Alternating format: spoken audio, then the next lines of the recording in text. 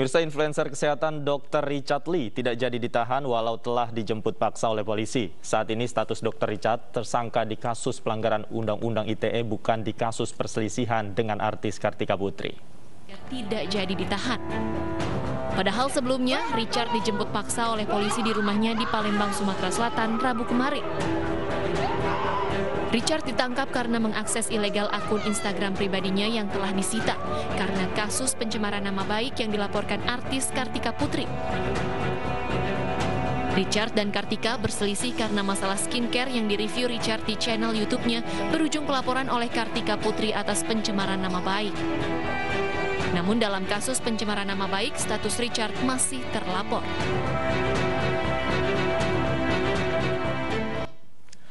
Meski Richard Lee dilepas usai dijemput paksa oleh polisi, namun kasusnya terus berlanjut. Lantas apa langkah pihak Richard Lee untuk menyelesaikan kasus ini? Dan untuk membahasnya sudah bergabung bersama kami kuasa hukum Richard Lee, Rasman Arif Nasution, dan pakar telematika Roy Suryo. Selamat sore Bang Rasman dan Mas Roy. Ya, selamat sore. Selamat sore. Baik. Saya ingin Mas Roy. Sore Mas Rasman, apa kabar? Lama nggak ketemu.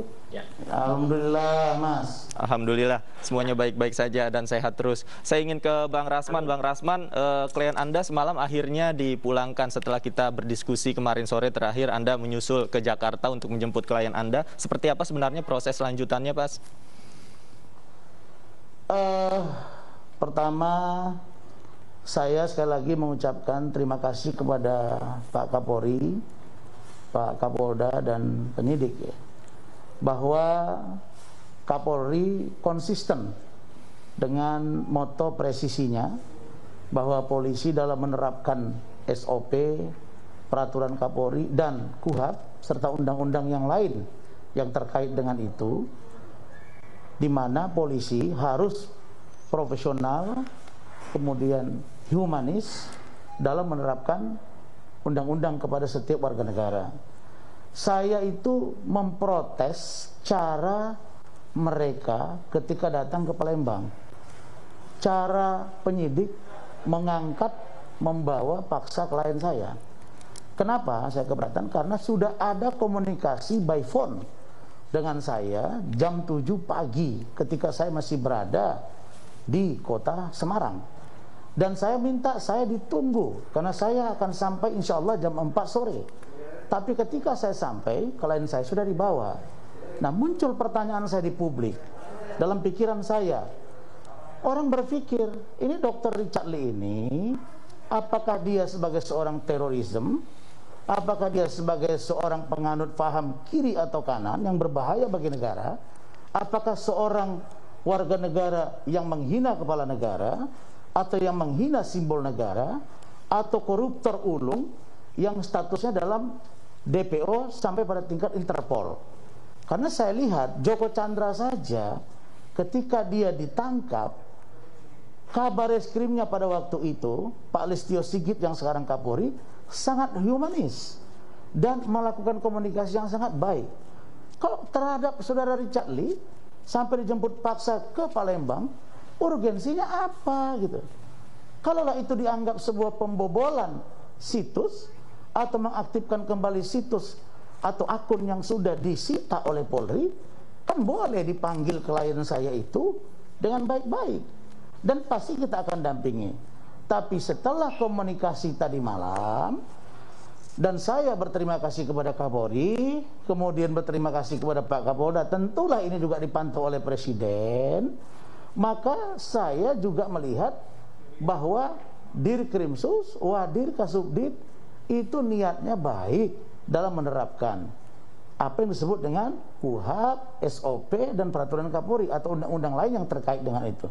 Tetapi mungkin mereka yang di lapangan keliru dalam menerapkan apa yang disebut dengan sistem atau SOP penangkapan bagi seorang warga negara yang sudah berstatus tersangka. Dan karena itulah maka saya serta-merta tadi malam meminta agar klien saya dilepaskan, dalam pengertian ditangguhkan penahanannya, dan kita kembali mencari koridor yang benar. Nanti klien saya diperiksa, kemudian dengan status tersangka, nanti kami akan lihat Apakah status tersangka ini akan kami pelajari, bisa kami lakukan upaya hukum lain, misalnya gelar perkara dan lain-lain. Tapi kalau untuk upaya hukum pra-peradilan, saya kira tidak penting, karena saya yakin bahwa polisi pasti profesional, klien saya bertanggung jawab, dan kalau saya pra-peradilan artinya saya tidak percaya kepada institusi Polri. Begitu ketemu tadi malam, kita care, kita komunikasi, semuanya selesai, sehingga Dr. Richard kembali dengan keluarga. Persoalan nanti di pengadilan itu saya akan buktikan dengan pembelaan, begitu. Baik. Saya ingin ke Mas Roy. Mas Roy sebagai pakar telematika ini kan Richard Lee kan dituduh mengakses secara ilegal akun Instagramnya, sudah dijadikan barang bukti. Kemudian juga apakah jika sudah menjadi barang bukti, passwordnya kemudian diganti oleh polisi dan masih bisa ditembus atau diakses oleh yang bersangkutan, Mas Roy? Ya, begini. Jadi ini memang satu rangkaian panjang dari yang kalau kita ikutin saut menyaut antara Karput ya, KTK Putri dengan Dr. Richard Lee ini. Jadi artinya begini, ya ketika kemudian bulan Juni sudah muncul penetapan pengadilan bahwa ada barang bukti yang kemudian disita oleh kepolisian, yaitu akun Instagramnya Dr. Richard Lee itu.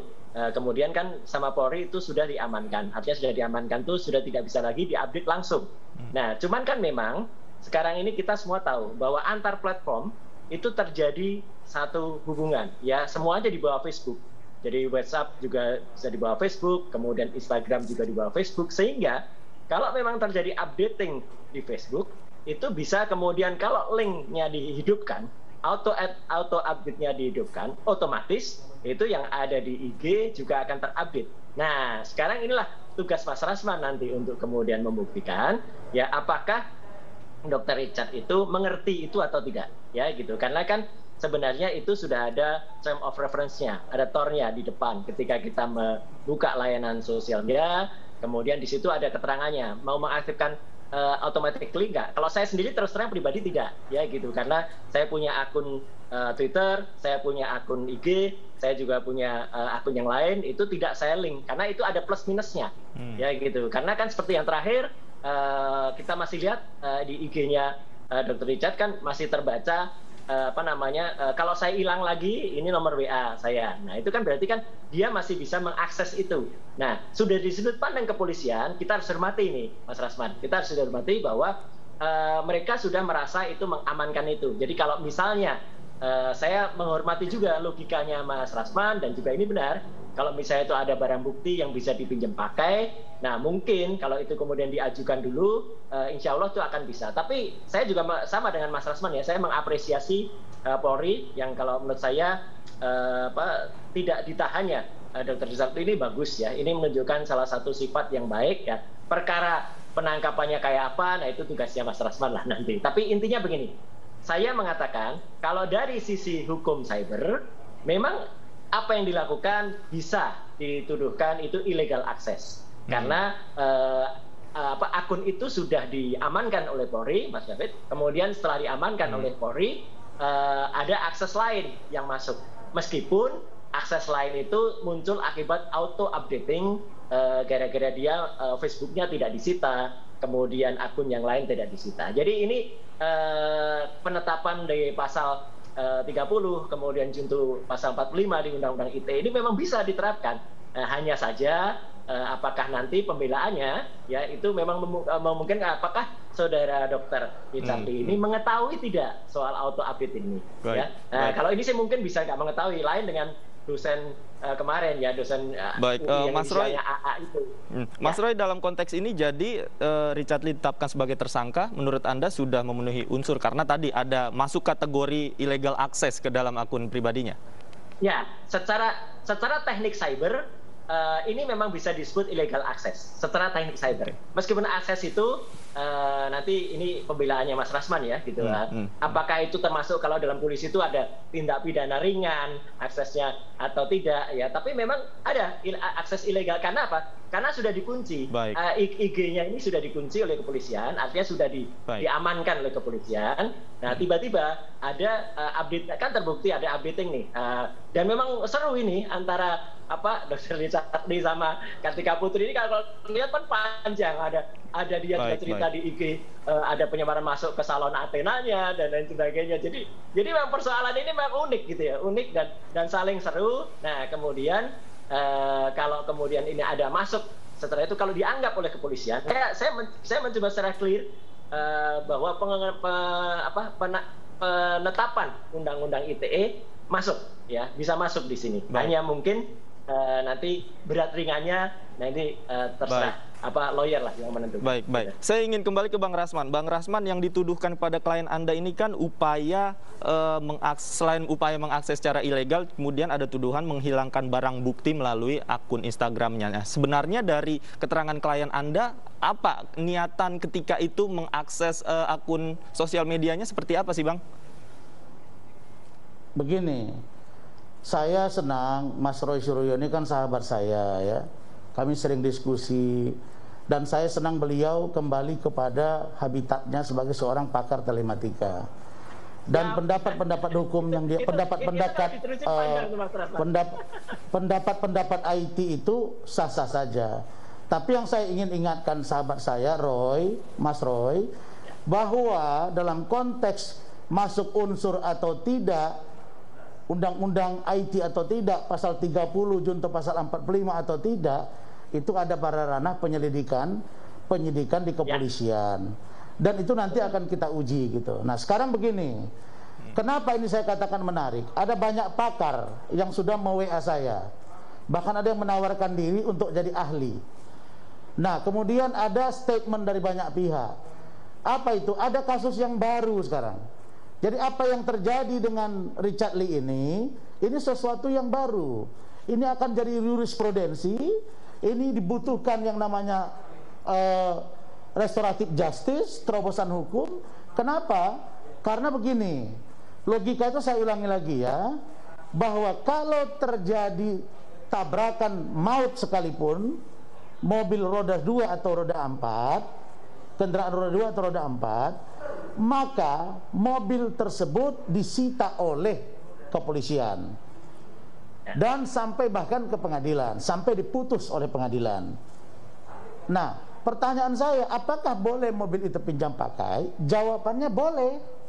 Dan itu banyak terjadi di mana-mana polsek, polres, polda di Indonesia.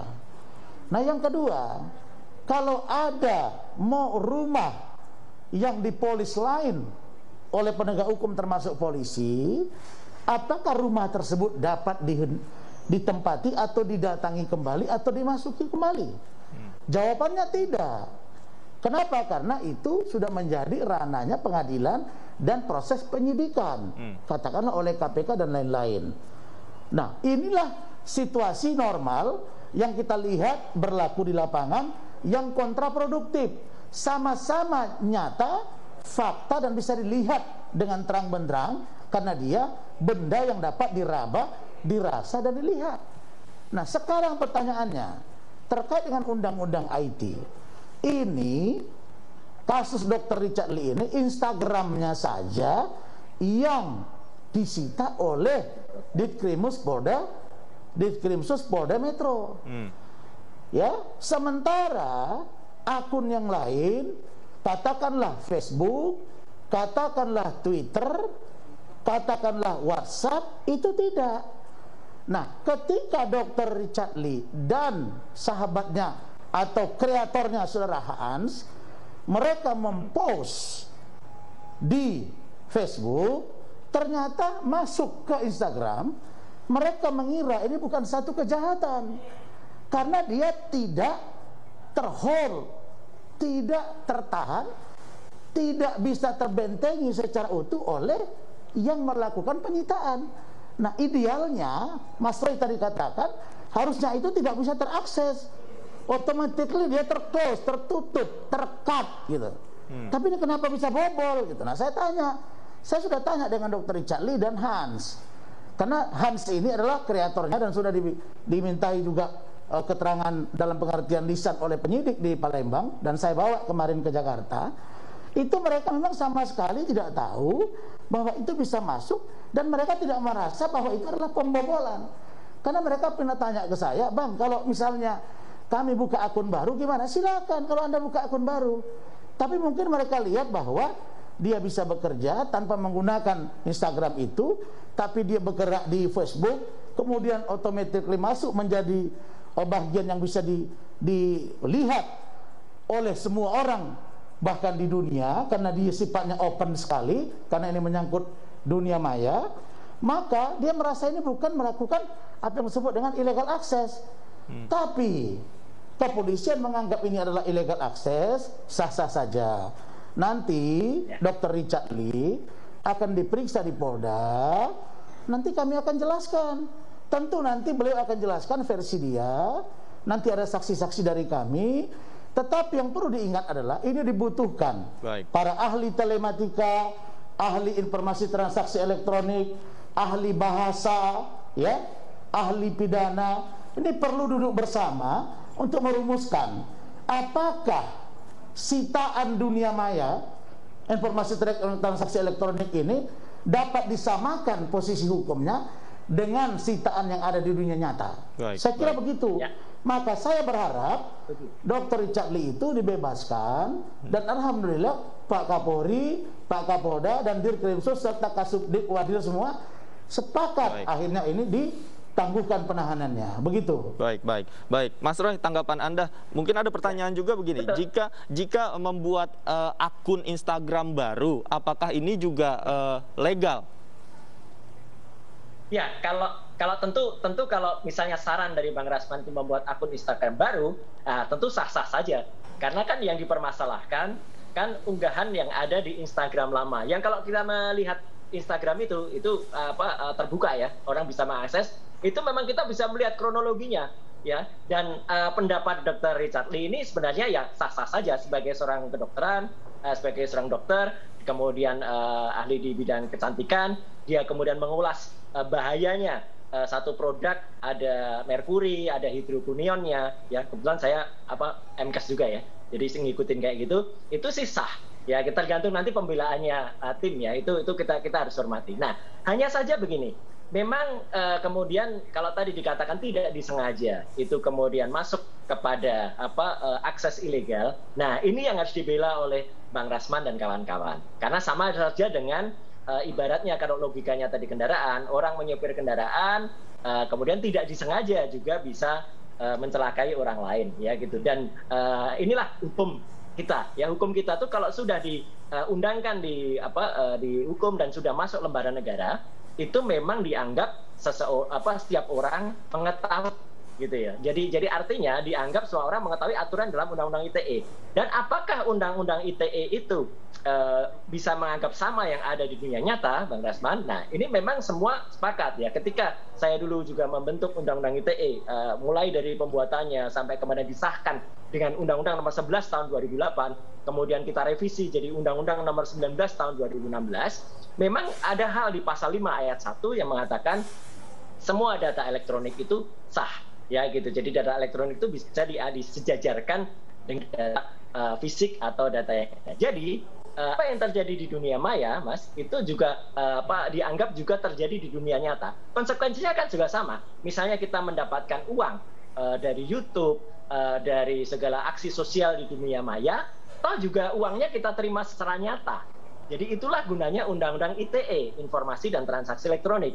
Apa yang terjadi di dunia maya, misalnya seseorang difitnah, ya, nggak usah jauh-jauh. Saya misalnya difitnah oleh dua buzzer, ya, Eko Kuntadi sama Mas Jopri misalnya. Itu juga yang kita rasakan kan juga secara nyata, secara fakta terjadi di dunia nyata. Nah, jadi ini, jadi Undang-Undang ITE itu memang sudah sejajar di sini. Memang ada banyak loophole-nya. Itu memang terus, saya juga membutuhkan banyak masukan dari pakar hukum, dari dari praktisi hukum kayak Mas Rasman Arif Nasution dan kawan-kawannya.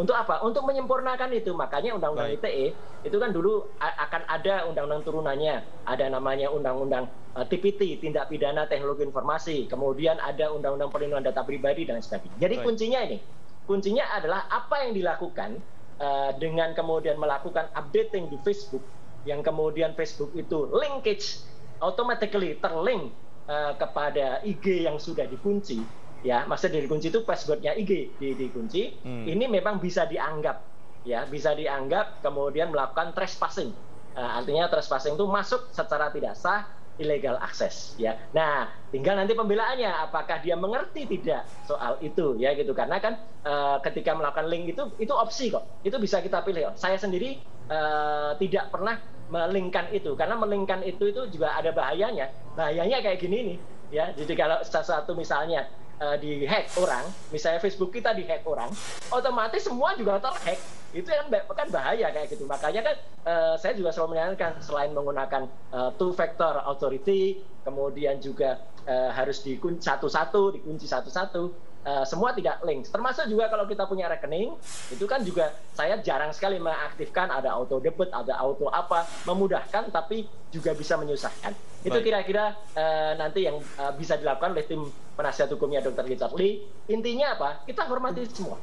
Ya, saya sangat sependapat apa yang dikatakan Pak Rasman, ya, Bang Rasman sahabat saya. Ya. Kita harus hormati semua, kita atur, kita gunakan lagi supaya ini jadi presiden yang benar dan bisa jadi jurisprudensi. Itu Mas. Baik. Bang Rasman silakan.